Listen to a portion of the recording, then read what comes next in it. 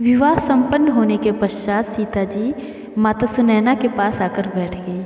ऐसे में माता सुनैना बोली, पुत्री, पिता ने तुम्हें इतना दिया है कि तीनों लोकों में उसकी शोभा हो रही है, पर माँ तो तुम्हें केवल नारी धर्म का ज्ञान ही दे सकती है, जो जीवन के हर मोड़ पर तुम्हें कर्तव्य और धर्म का रास्ता दिखाएगा।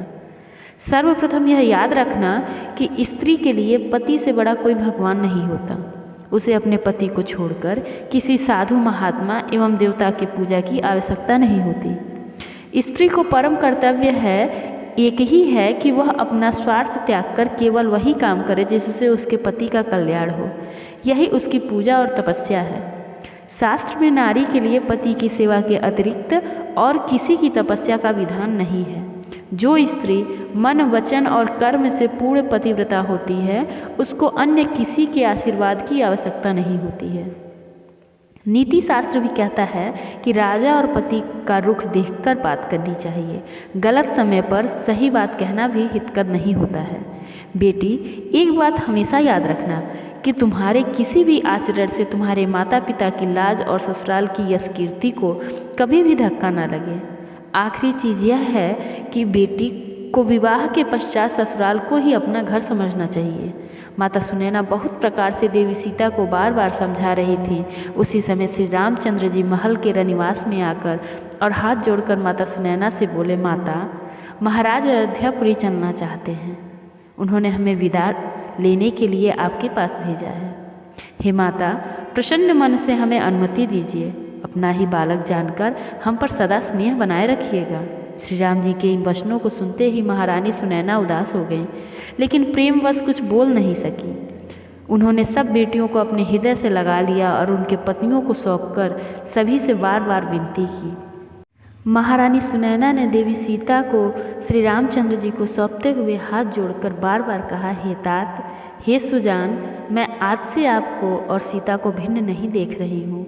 मैं आज से आपके अंदर सीता और सीता के अंदर आपको देख रही हूँ।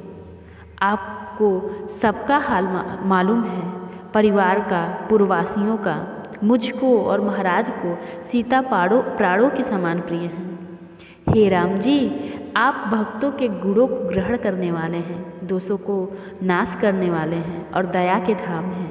विवाह और विदाई के बीच का ये समय तीखे तीर की तरह है। ज्यों ज्यों बेटी सीता के विदा होकर जाने का समय पास आ रहा है, त्यों त्यों उसकी नोक अंदर तक भेदती चली जा रही है। ऐसा कहकर महारानी सुनैना श्री राम जी के चरणों को पकड़कर चुप हो गई हैं, मानो उनकी वाणी प्रेम रूपी दलदल में समा गई हो। माता सुनैना के स्नेह से सनी हुई श्रेष्ठ वाणी सुनकर श्री रामचंद्र जी ने सासू माँ को बहुत प्रकार से सम्मान किया। श्री रामचंद्र जी हाथ जोड़कर महारानी सुनैना से विदा मांगते हुए बार बार प्रणाम करके अपने भाइयों के साथ चल पड़े। प्रभु श्री राम की सुंदर मधुर मूर्ति को हृदय में लाकर महारानी सुनैना ने स्नेह से शिथिल हो गई। फिर धीरज धारण करके सभी पुत्रियों को बुलाकर बार बार गले लगाकर भेंटने लगी।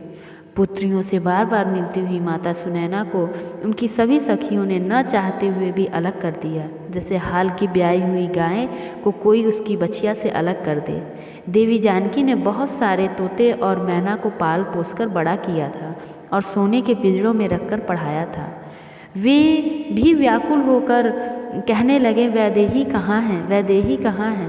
पक्षियों के ऐसे वचनों को सुनकर सबका धैर्य जाता रहा। जरा सोचिए, जब पक्षी इस तरह से विकल हो रहे हैं, तब माता सुनैना की दशा कैसे कही जा सकती है। तो प्रेम से बोलिए, जय जय श्री सीताराम।